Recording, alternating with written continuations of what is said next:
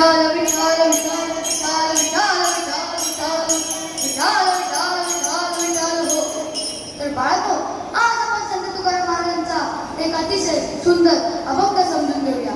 वृक्षवल्ली आम्हा सोय रे वनिचरे, वृक्षवल्ली आम्हा सोय रे वनिचरे, पक्षी ही सुस्वरे आळविती, वृक्षवल्ली आम्हा सोय रे वनिचरे.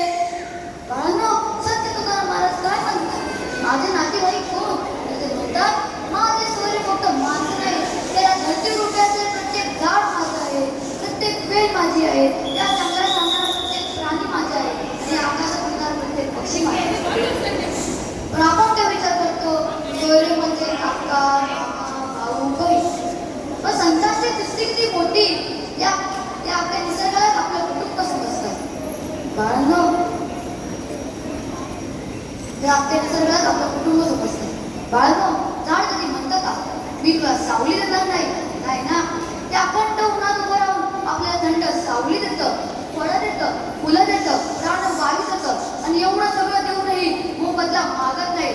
म्हणून संत म्हणतात, ही झाडं माझी सोयरे आहे. आणि पक्षी बघा, सकाळ झाली की चिमणी चिमचू करते, कोकिळ गोड गाते, फक्त आपल्याकडे काही मागत नाही, फक्त सकाळचं वातावरण त्यांच्या गोड स्वरांनी आनंद करून टाकते.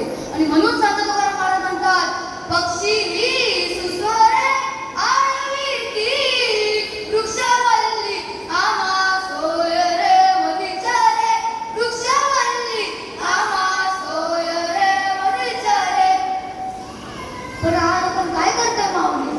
झाडं तोडतोय, जंगल नष्ट करतोय, पक्ष्यांची गट उद्ध्वस्त करतोय, या सगळ्यामुळे पाऊस कमी पडतो, उष्णता वाढते, निसर्ग दिसतो. म्हणून बाळांनो, संतांचा उद्देश फक्त ऐकायचं नाही, तर जगायचा असतो. एक झाड लावा, त्याला पाणी घाला, पक्ष्यांसाठी पाण्याचं भांडं ठेवा, आणि मुक्या प्राण्यांवर प्रेम करा. हेच तर संतांच्या अभंगाचं खरं आचरण असेल. शेवटी एवढंच माझी माऊली, त्याला झाडा देव दिसतो, पक्ष्यांच्या किलबिलाटात विठ्ठलाचं नाव ऐकवतं, आणि प्रत्येक जीवात आपलं नातं दिसतं.